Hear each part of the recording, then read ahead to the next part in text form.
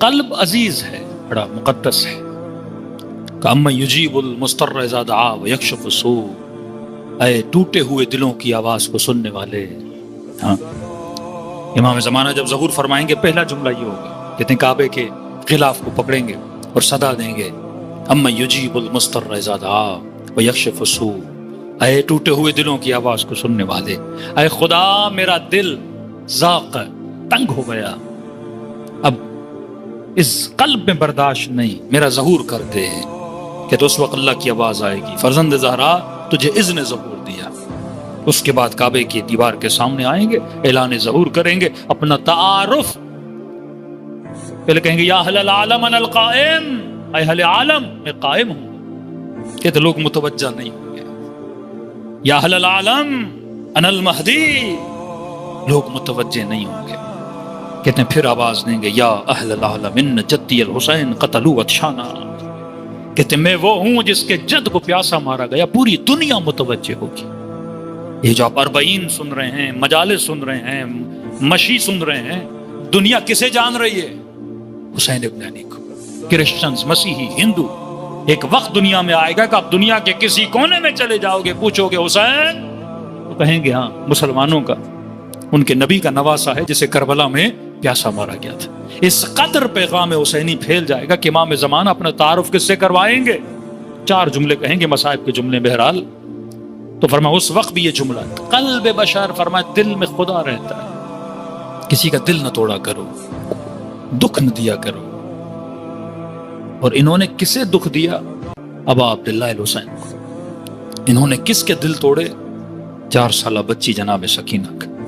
انہوں نے کن بیویوں کو تکلیفیں دیں؟ سیدہ رباب کو، 6 مہینے کا بچہ. لیکن ایک پیاری مثال ہمارے استاد دیتے تھے، ہم نے پوری زندگی جس چیز کا خیال کرنا ہے وہ یہ ہے، یہ قلب ہے. ظرف قلب نجس نہ ہو، ظرف قلب ہمیشہ پاک رہے. اور یہ کیسے پاک رہے گا؟ جب یہ پاکوں کی محبت کے ساتھ جڑا رہے گا. واللہ جن کی نسلیں فرش ازا سے جڑی رہیں، ان کی دنیا بھی بچی، ان کی آخرت بھی بچی. ہم نے ایسے شیعوں کو تباہ ہوتے ہوئے دیکھا جن کے بچے فرش ازا سے کیا ہو گئے؟ دور ہو گئے. 10 دن والے شیعہ، ہاں 10 دن مجلس میں آئے، دیٹس اٹ، ختم ہوگی کہانی. مجبوری ہے، لوگ پوچھیں گے نا کون ہو جناب؟ سید ہوں. کون ہو جناب؟ شیعہ ہوں. کون ہو جناب؟ فلاں فیملی سے تعلق ہے. محرم آ گیا، مجلس پہ نہیں گئے. 10 دن تو مجبوری ہے، اپنی شناخت کے لیے جانا پڑتا ہے. وہ یورپ میں ہو، وہ یو کے میں ہو، وہ کینیڈا میں ہو، وہ آسٹریلیا میں ہو، وہ یو کے میں ہو، وہ یورپ میں ہو. 10 دن تو ہر بندہ آتا ہے. ہاں 10 دن بھی بڑی نعمت ہے کہ انسان کے وجود میں کئی تبدیلی آ جاتی ہیں، لوگ بدل جاتے ہیں. فرش ازا باعث نعمت ہے. لیکن فرمایا جو مدام جڑا رہتا ہے امام حسین سے، وہ زیارت عاشورہ کے ذریعے، وہ زیارت کربلا کے ذریعے، وہ مجلس کے ذریعے سے، ہمیشہ اس کا دل کیا رہتا ہے؟ نورانی رہتا ہے، چراغ جلتا رہتا ہے، بجھتا نہیں ہے. ہاں دور ہو جاؤ گے، یہ ایندھن ہے. کبھی یہ لائٹ بجھنے لگتی ہے تو پھر مجلس میں آؤ، ذکر میں آؤ، مصلی پہ آؤ، پھر یہ روشن ہو جاتا ہے. جب تک یہ روشن رہے گا، یہ کبھی بھی غلط محبتوں کے اندر گرفتار نہیں رہے گا. مثال بڑی پیاری دی. انہوں نے کہا ایک محل کا تصور کریں آپ، کوئی بادشاہ کا محل ہے، کرسی خالی ہے. اب کوئی بھی جائے اس کرسی پہ بیٹھے، کیا بن جائے گا؟ بادشاہ بن جائے گا. وزیر اعظم کی کرسی خالی ہے، بس بندہ بٹھاؤ اور کیا بن جائے گا؟